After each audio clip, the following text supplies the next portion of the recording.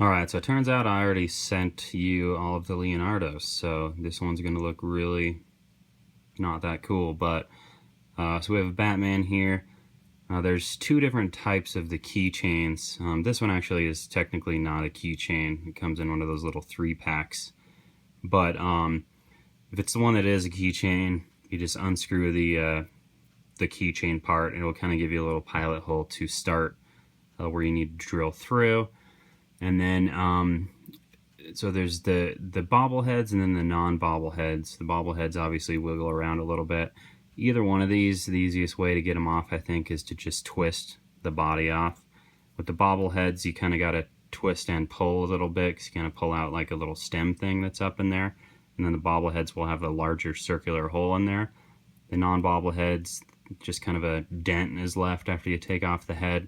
And so you have to do a little more drilling on these. You have to drill all the way through the bottom and the top, whereas the bobbleheads, the bottom hole will pretty much be done. But the bit that I usually use, I'm pretty sure is a 9/64 bit. You want it to be kind of small to where it, to where the head doesn't get all wobbly once you put it on there. If you have too big of a hole, it'll just kind of slide around and not look as cool. But you can't go too small, obviously, because the paracord won't fit.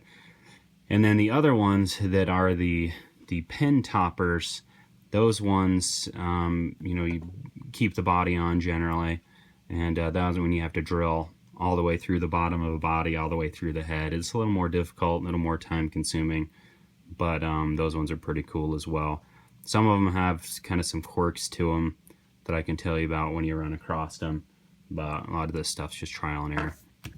So for this one, excuse me while I drill here. Let's kind of get a start through the bottom. The head's hollow, so I'll kind of just go through the bottom and then go through the top and then have them meet. Just make sure you get it all the way through.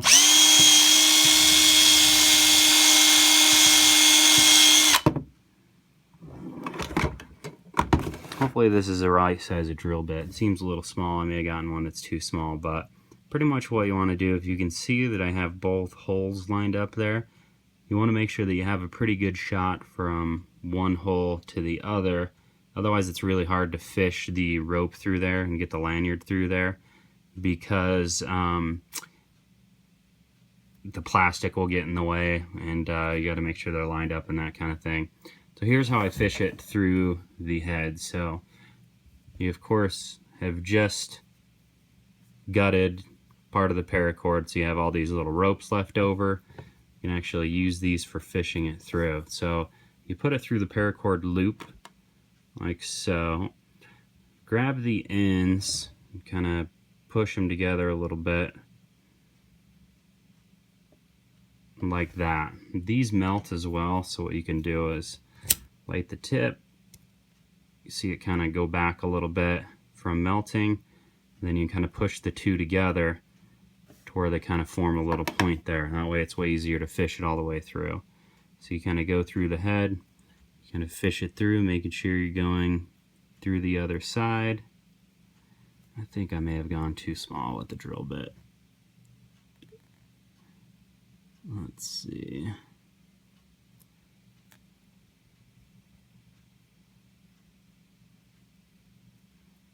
Yeah, I think that's slightly too small. So ignore the 9/64 bit. I'm going to grab another one real quick.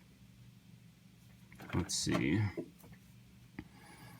This one is 9. Shoot, I don't know what this one is. Is this one the same? Looks a little bit bigger. I need to try this one. Technical difficulties.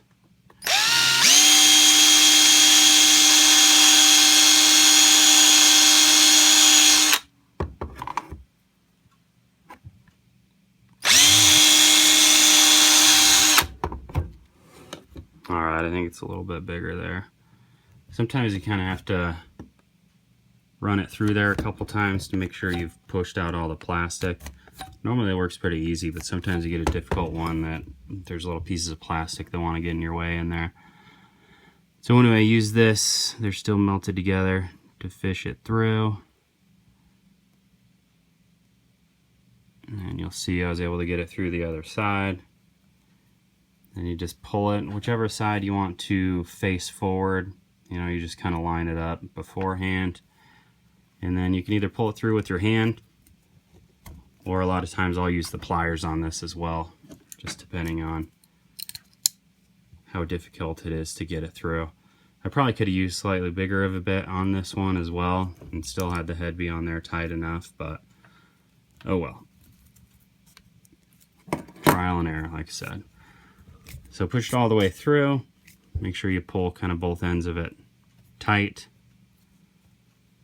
Make sure the head's lined up where you want it to be. So you just kind of disconnect and throw it at the side.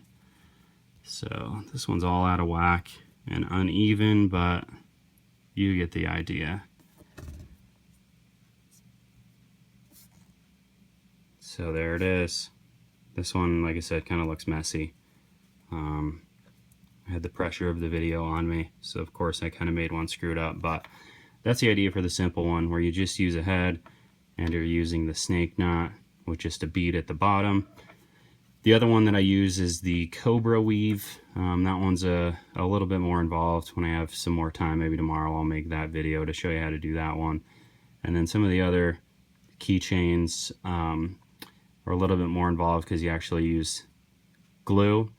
And like for example, the Deadpool one, use the head just like normal, but then I kind of cut his arm off that's holding the sword and use super glue, which I believe I use the Gorilla Glue super glue, which works really well, has really a good hold on it.